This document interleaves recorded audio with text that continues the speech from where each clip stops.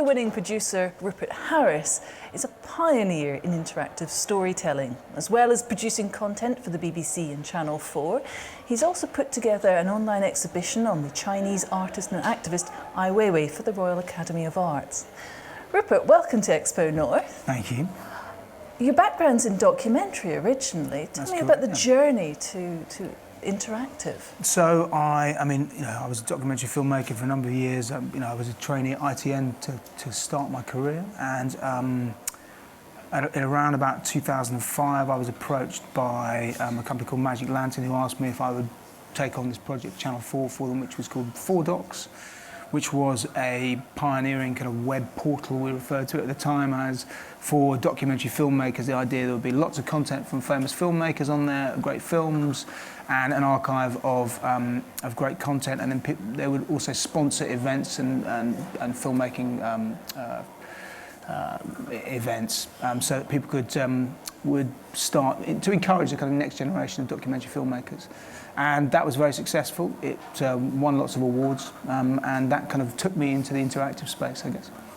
Now, you work on a cross-platform production company. Yeah.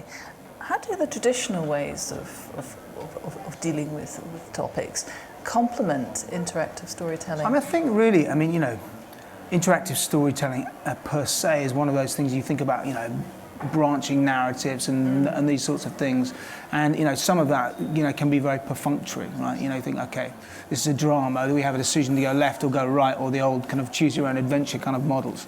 I think the way we're looking at those things is very much using spaces, so buildings particularly, or environments, to kind of create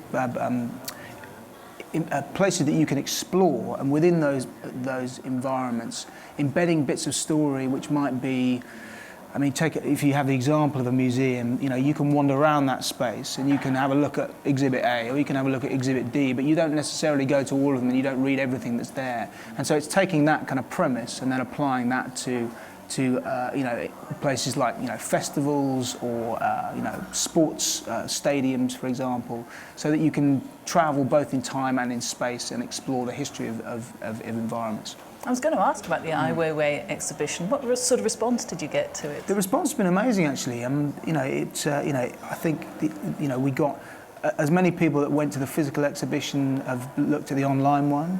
And all of the kind of statistics that are available to you in the digital world, those are all kind of tracking and looking good. But the best compliment of all was that Weiwei, the artist himself, he asked if he could have a copy of it for his studio in Beijing. So he's got that in Beijing, and he runs that there. And you can go to Beijing and look at his exhibition in London.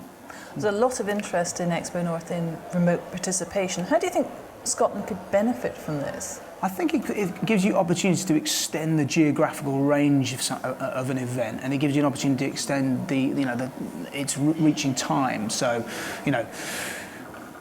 people who can't make it to an exhibition because it's too far to go, or because they're too young or too old, or kind of like just too busy, they can get access to that online. That's a brilliant thing.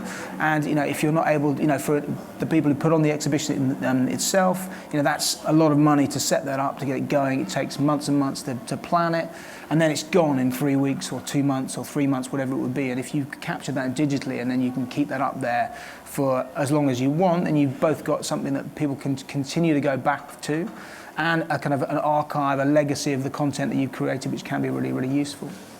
So what are the key features of good remote participation, do you think?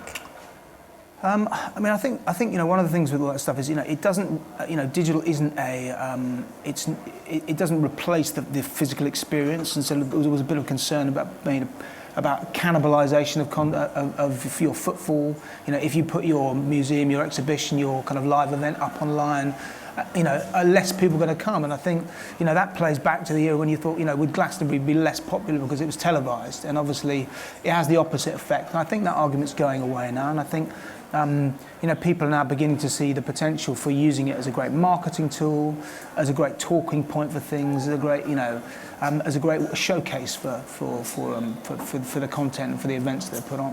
What are you working on now? We are working on a project which I'm not allowed to talk too much about, but it's with Spurs Football Club, who have they're in the process of knocking down White Hart Lane, which was their home since 1899, so for the last 118 years.